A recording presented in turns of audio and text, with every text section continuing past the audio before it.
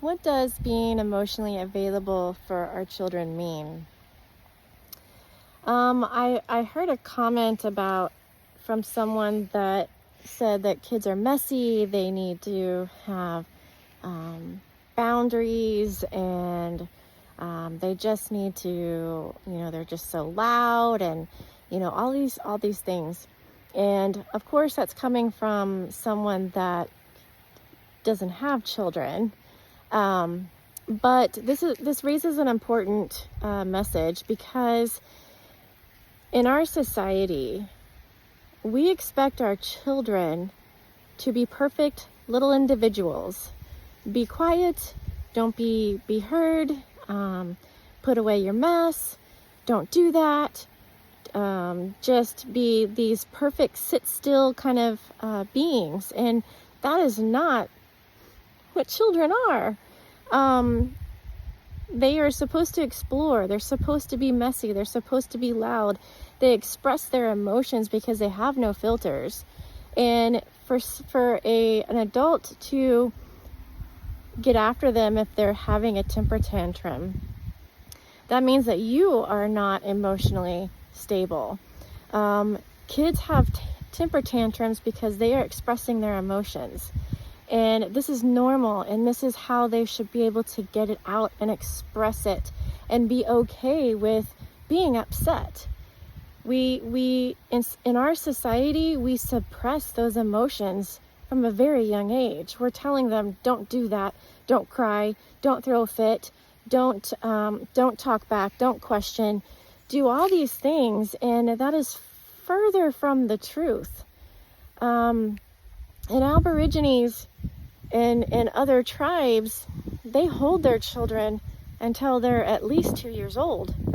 Do you know what that does for the brain and the connection that they absolutely need? It feeds everything that they need psychologically, mentally, emotionally, physically. And in our society, we say, put the child down and let them cry it out. That is the worst traumatic thing that you can do for your child. There's nothing wrong with holding them. There's nothing wrong with letting them get their anger out. Because if you're suppressing their anger, it's going to develop into liver disease later on in life. Or maybe they're not going to be able to have a healthy relationship later on in life. If you tell them to not question things, they're going to fall in line and do whatever is told of them, including some kind of traumatic health thing that could potentially cause serious health damage later on. If you are letting them question things and giving them the solid answers to why, I'm telling you not to jump off that ledge, because you could potentially hurt yourself. So, giving them an understanding of why this isn't safe. They don't know. They need to explore. They need to understand why something is happening. Their brains are gathering all information right now.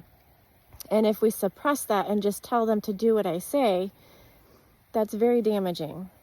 I'm fortunate enough to learn this information when my children were young. I will be the first to admit that I am not perfect. I have made mistakes, and I am learning from them, and I am doing better as a parent. And even still, I've always held my daughter. She rarely was put down. She slept in our bed all the time. And there's nothing wrong with this. And she has never thrown a temper tantrum. And she has questioned authority, which is something that I want her to do.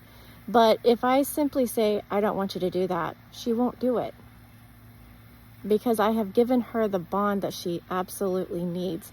And I've fixed my mistakes from the past. I am still continually growing myself.